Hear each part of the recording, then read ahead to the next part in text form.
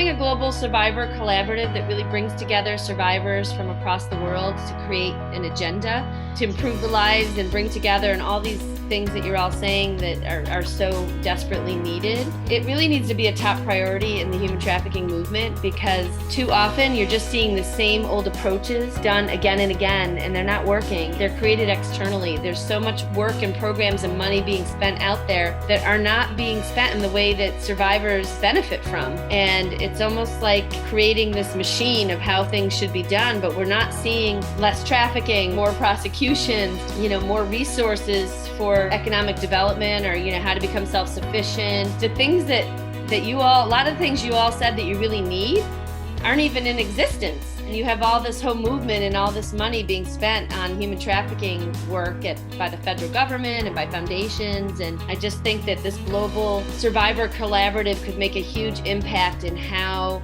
resources are allocated to fight this crime.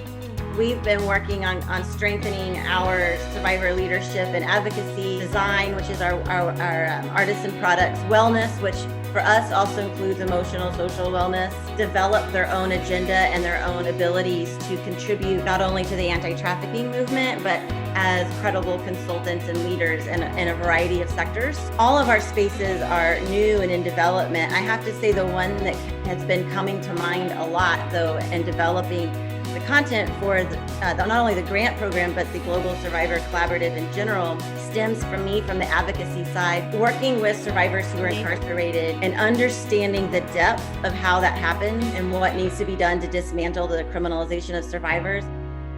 At Karana Rising, we do believe that healing is holistic and daily. Our goal is to provide those who exit trafficking and other forms of exploitation the survivorship they need to heal, grow, and flourish. And we not only do this through providing them with tools they need to overcome their past, but the coaching and empowerment to implement them effectively. We do this through our workshops and innovation labs. I also believe that it's time for us to address the real obstacles survivors face due to arrests and lack of resources, as well as fight the misinformation and theories that exploit survivor stories.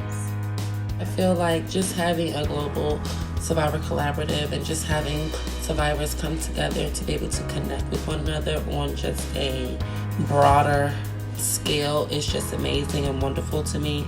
And also just being able to have a seat at the table to be able to voice the resources that they feel as though they actually need as survivors, such as long-term safe housing, finance building, job search / job placement, education, health, consistent therapy. Those are some resources that I just can throw out there that's on the top of my head that I feel as though are very, very important, and I feel like are not really here right now.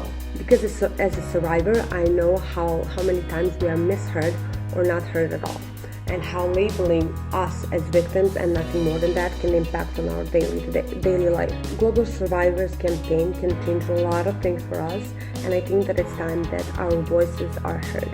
I've been advocating for about 2 years, 3 years, something in that nature, and I love it. Right now I'm currently in school for my business degree, my bachelor's degree in business.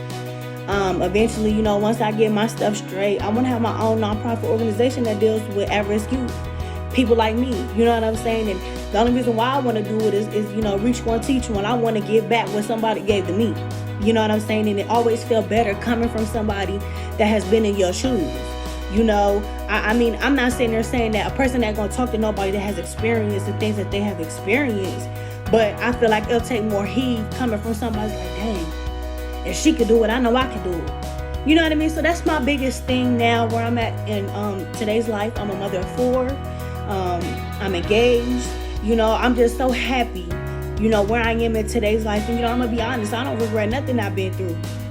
I wish there's certain situations that I could change, but I don't regret nothing. I just want to give back to what somebody did for me.